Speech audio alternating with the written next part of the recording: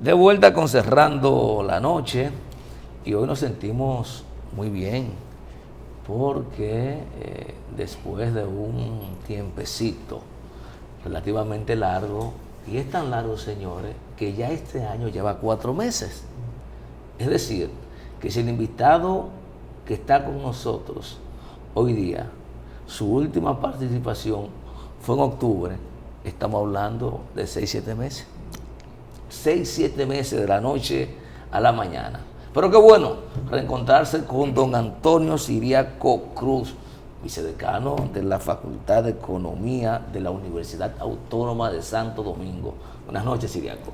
Buenas noches Junior, buenas noches Giovanni, y para mí es un placer estar aquí en Cerrando la Noche. No sabía que había pasado tanto tiempo, pero bueno, el tiempo pasa rápido. Acuérdate que la última vez que socializamos fue en diciembre. Así es. De diciembre acaban 4 meses. Así es, tienes razón. Ese es el tiempo. Pero creo que es tiempo suficiente para uno, en esta primera parte de la entrevista, hacer una evaluación de cómo ha ido la economía de la República Dominicana en este periodo. Y no solo de cómo va la economía, porque hace unas 2 semanas Siriaco Cruz hacía una puntualización interesante. Sí, yo la vi. Que no se trata ya hoy día, en este estadio de la República Dominicana, de que la economía crezca, sino de lograr que ese crecimiento sea inclusivo en la República Dominicana. Y me parece interesantísima esa precisión que le haces a los agentes económicos y a las autoridades del país, Siriaco. Mira, Junior, tú sabes, Giovanni, que obviamente que la economía ha venido poco a poco recuperándose.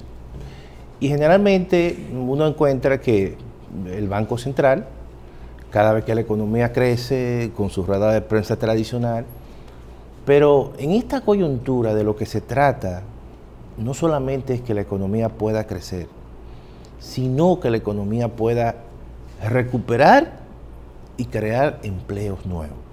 Porque ¿qué ha ocurrido y qué ocurrió con el tema de la pandemia? La pandemia lo que hizo fue sencillamente que destruyó empleo. Destruyó empleo y muchas empresas incluso hoy no están tributando. No solamente es una información de Antonio Siriaco. El director general de Impuestos Internos dijo que más de 6,000 empresas no aparecen tributando en la República Dominicana. Entonces, un crecimiento de un 5.5 posiblemente este año, pero es un crecimiento, es una buena noticia, pero es un crecimiento que no va a recuperar los empleos perdidos. Porque mira qué ocurre con todo esto. Todos los años al mercado de trabajo se incorporan entre 100,000 y 120,000 personas. Entonces el crecimiento tiene que ser lo suficientemente alto, no solamente que recupere los empleos perdidos, sino también que absorba lo nuevo que entra al mercado de trabajo. Entonces, si la economía crece y recupera una parte, pero hay una parte muy grande que se va a quedar sin encontrar trabajo. Por lo tanto, tú encuentras que la tasa de desempleo en estos momentos duplica la tasa de desempleo del año 2019. Que la tasa de desempleo abierta, como la mide el Banco Central, hay otro mecanismo de medición que te dice que la tasa de desempleo es mucho más alta. Pero vamos a partir de que esa es la medición oficial y es la que se incorpora en todas las instituciones que son multilaterales y que obviamente hacen homogénea con el resto de los países del mundo. Entonces, para mí ya hay que comenzar a preocuparse en ir no solamente recuperando esos empleos, sino creando mucho más fuentes de trabajo a una velocidad mucho mayor que en periodos anteriores. Claro, estamos en un proceso de recuperación, pero no hay que olvidar eso. No hay sencillamente que quedarse en que la economía creció, eso es importante. Ahora vienen las políticas públicas, las acciones de políticas públicas que vayan tratando de compactar, cohesionar el tejido social y el tejido empresarial en la República Dominicana. Otro elemento que yo creo que es importante, que el gobierno tiene que fortalecer, no reducirlo, fortalecer los programas sociales. No podemos en esta coyuntura, sencillamente porque la economía crece, pensar que el crecimiento solo resuelve esos problemas per se. Se requieren políticas muy deliberadas, se requiere un esfuerzo importante por parte del Estado para ir tratando, obviamente, de retomar otra vez un proceso de cohesión social. Mira, lo que le viene a la economía dominicana es un reto importante, muy importante, porque el presidente Luis Abinader había dicho en su programa de gobierno que como prioridad iba a tener la creación de 150,000 empleos al año. De manera que en los próximos 4 años iba a crear 600,000 empleos. Bueno, eso es un reto que a lo mejor quizás no lo alcance, porque como te he dicho, es una situación bastante difícil, pero yo pienso que la economía dominicana puede aprovechar una coyuntura que viene a partir de la segunda mitad de este año, en el sentido de que aproveche todos esos estímulos que va a tener el gobierno norteamericano, esa inversión cuantiosísima de alrededor de 2.2 billones de dólares en términos de apoyo a las familias, infraestructura. Y eso entonces que no cae una boronita nosotros todos los países que de una forma u otra están vinculados con la economía norteamericana, México, Canadá, República Dominicana, países de Centroamérica, eso le va a dar un impulso a la economía dominicana. Puede ser un golpe de suerte.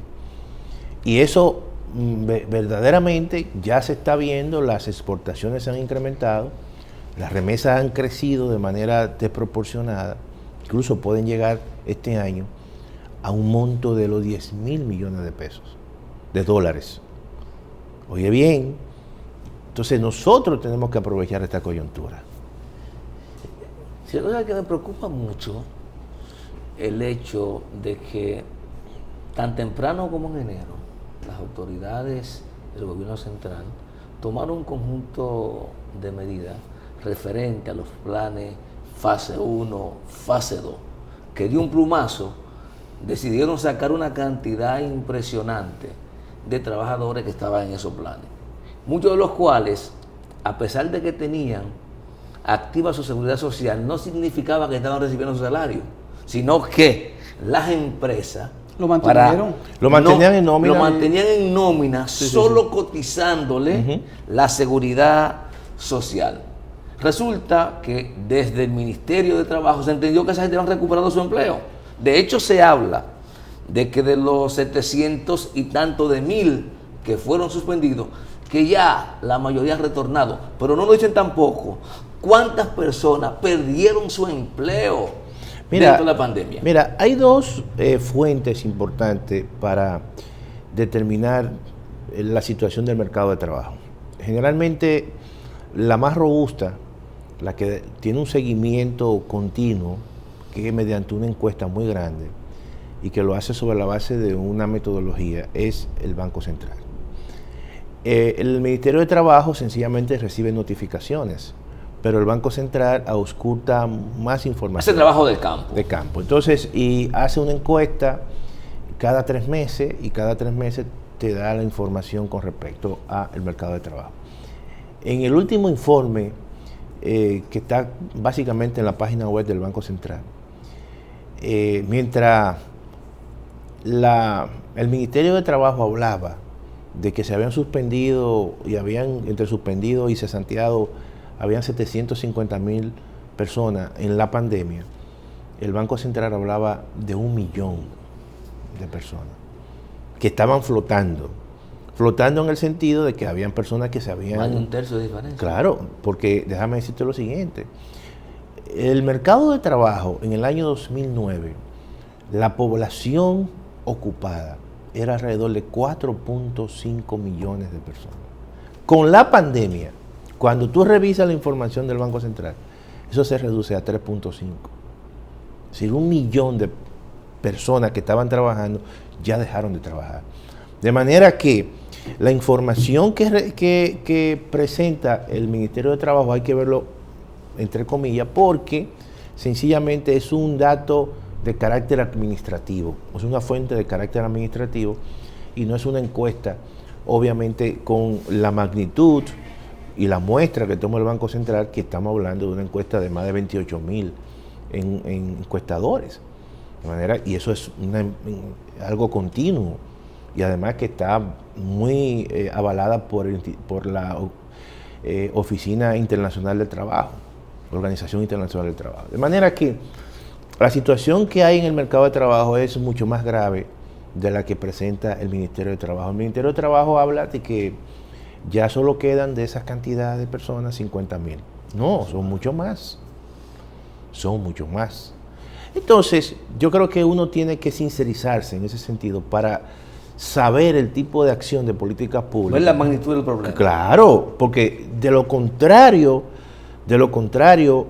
hace que el gobierno tome medidas muchas veces que no sean las más correctas. ¿Por qué? Porque el gobierno te está diciendo, bueno, estamos creciendo y vamos entonces... Se recuperan los empleos y ya no tiene sentido fase 1 ni fase 2.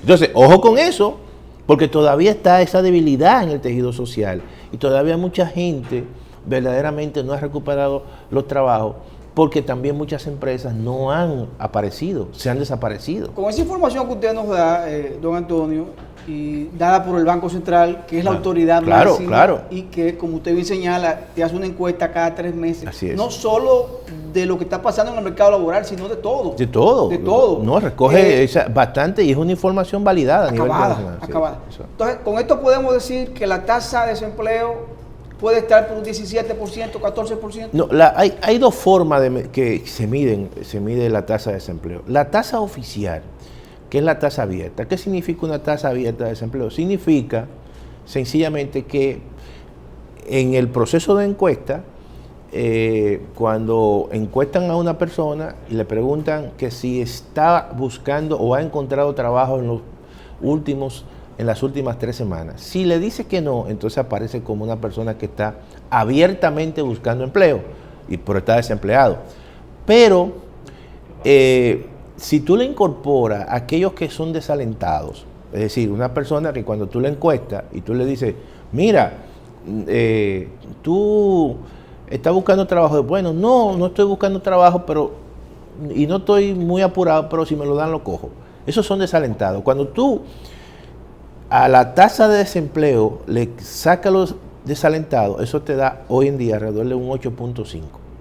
Pero cuando tú le incorporas a aquellos que están desalentados, que obviamente pueden tomar un trabajo, eso sobrepasa el 16%, 16-17%.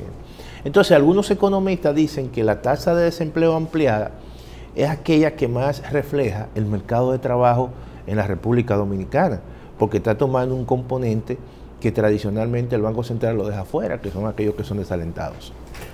Yo creo que en plena pandemia reflexionamos en más de una ocasión de que los efectos de la misma tenía que servir de lección a los estados, sobre todo para recuperar la confianza en lo público, claro. Y garantizar que el Estado pues cumpla con su responsabilidad social de ser no solo un vigilante, sino un ejecutor, materializador de que las personas puedan ejercer eficazmente sus derechos fundamentales. Resulta que seguimos con el déficit de una sociedad que sigue viendo el crecimiento económico como un fin o como una meta y no como un medio para lograr cosas.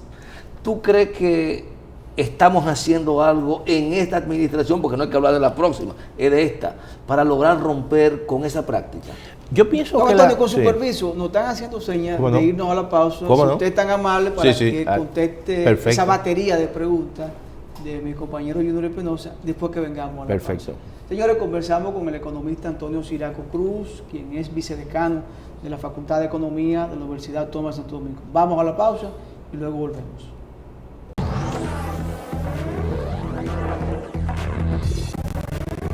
De vuelta con Cerrando la Noche, esta interesante conversación con Antonio Ciriaco Cruz.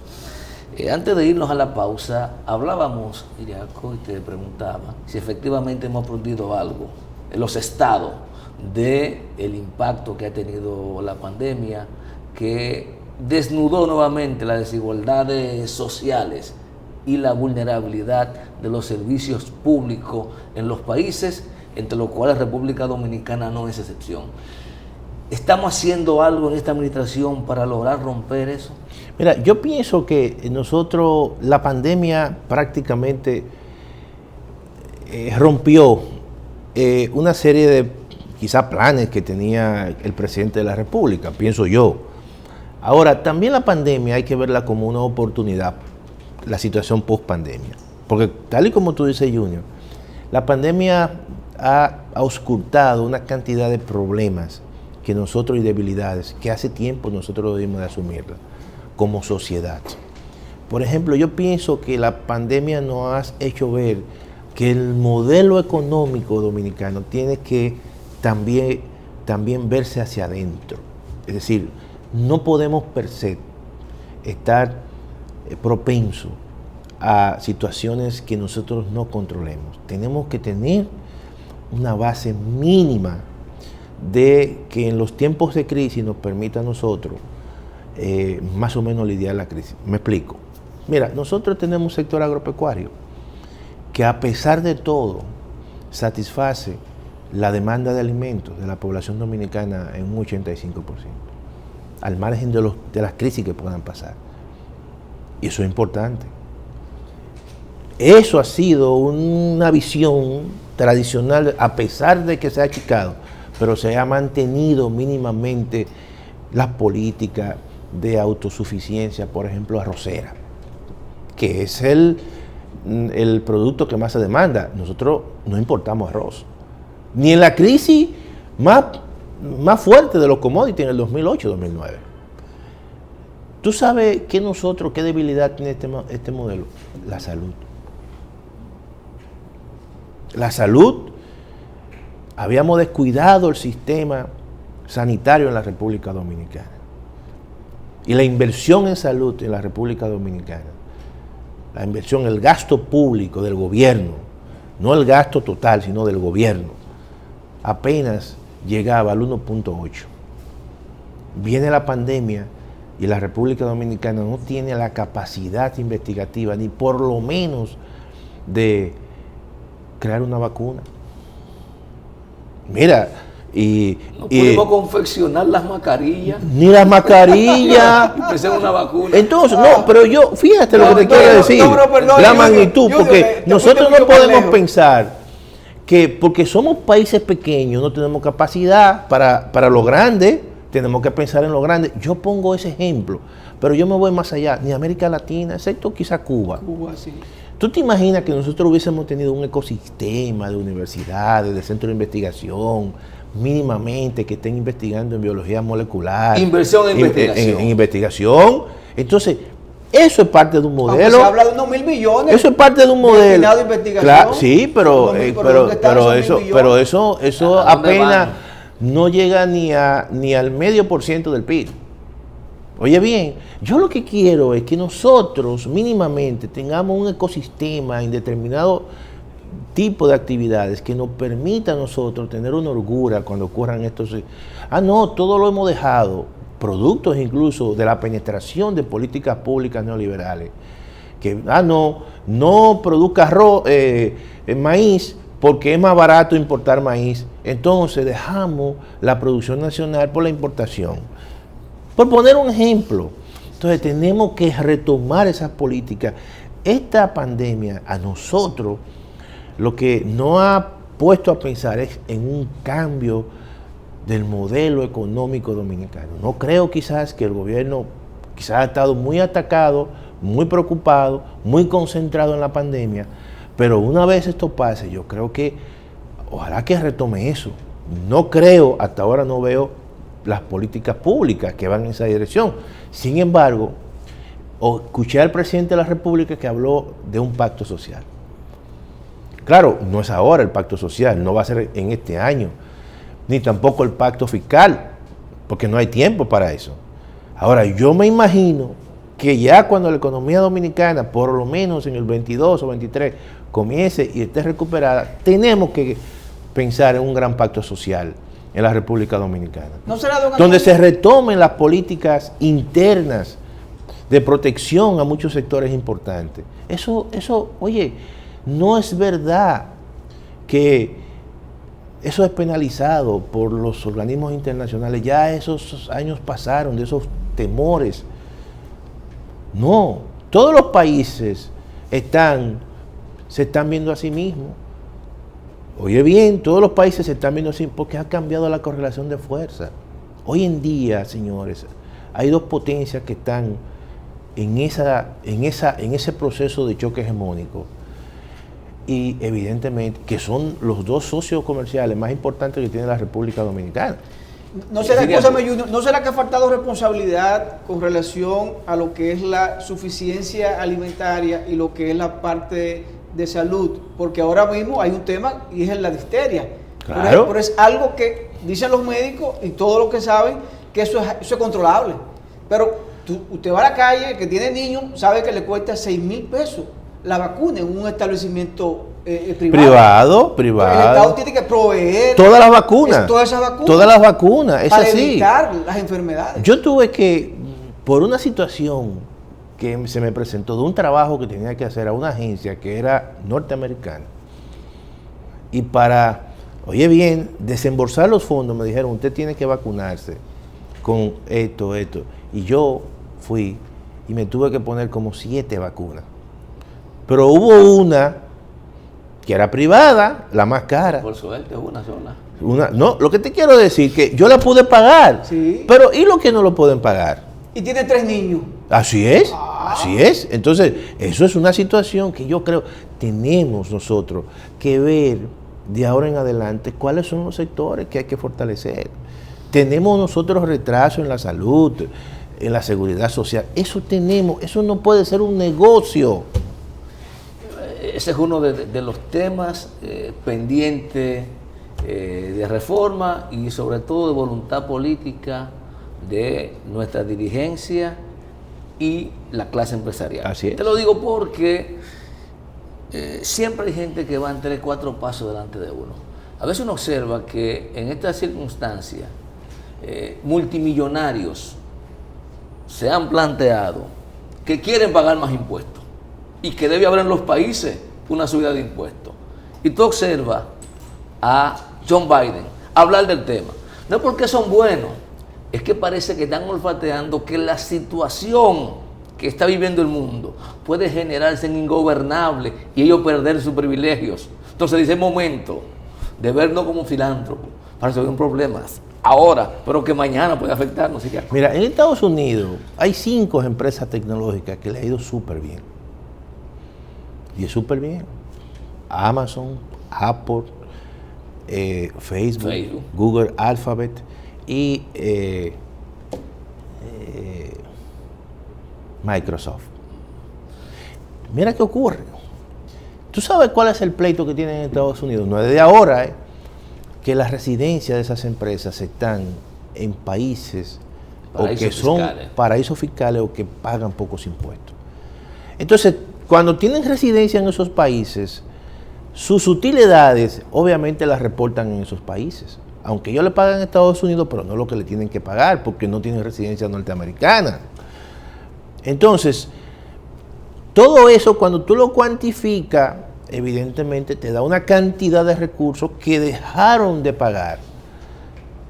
Y eso es algo inaceptable. Entonces, ¿qué ha traído como consecuencia? Que el 1%, por eso se habla del 1% más rico, está concentrado más del 40% de la riqueza del mundo. Y eso es inaceptable. Ellos se han dado cuenta en esta situación y yo pienso que hasta le sensibilizó.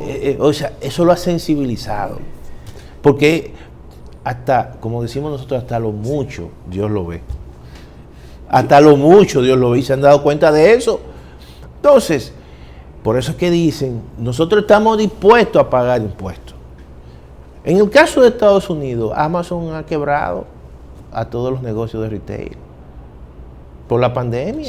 Porque la gente no sale, confinado, y la gente entonces compra online, en Amazon, y te compra todo. Entonces, evidentemente, se ha convertido en un gran, no pulpo, sino un gran calamar gigantesco. Entonces, yo creo, en el caso de la República Dominicana, también hay que pensar en eso. Yo creo que en el caso de la República Dominicana, el miércoles tengo un panel con un amigo y le voy a enviar a ustedes el link, que voy a hablar sobre la parte del pacto fiscal. Pero nosotros tenemos que establecer no el 1% a los grandes, a los super ricos en la República Dominicana, no, sino el 1% a los grandes contribuyentes. Los grandes contribuyentes. Que eso está registrado, la DGI tiene grandes contribuyentes. No. Hay una oficina. Claro. Sí, claro. De la DGI para grandes contribuyentes. Claro. Así es. Que hay una oficina. Sí. Hay una administración local. Claro. Y entonces, ¿qué hacemos? Exactamente. ¿Qué tú haces? Aunque sea de manera coyuntural, tú le pones un 1%. Yo te regalame 2 minutos, porque es un tema que el presidente de la República ha hecho mucho hincapié, que es el tema del turismo. Y ha hablado del turismo normal que recibe a través de los aeropuertos, pero también el turismo que viene a través de los barcos, de esas grandes embarcaciones. ¿Cree usted que todavía este año sigamos rezagados en materia de turismo o podamos ir creciendo poco a poco o volviendo a la normalidad como fue en el 18-17? Mira, Giovanni, no controlamos esa parte. Ahora te voy a dar un dato para que tú veas lo complejo que es el caso del turismo, porque no lo controlamos. El último informe del Banco Central, el último, ¿tú sabes en cuánto creció el turismo? En menos 50%. Ni en la pandemia. Menos 50%. Mientras todos los sectores se estaban recuperando, el turismo, en vez de recuperarse, decreció.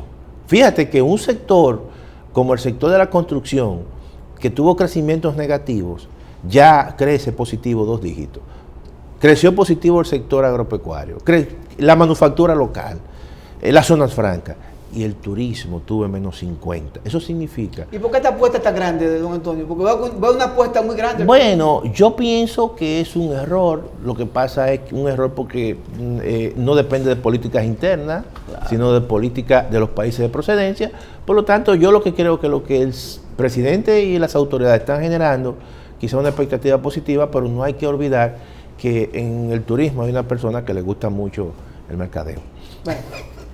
Nos dicen que es tiempo de terminar el programa por la noche de hoy. La verdad que vamos a agradecer a don Antonio Ciriaco Cruz haber estado con nosotros.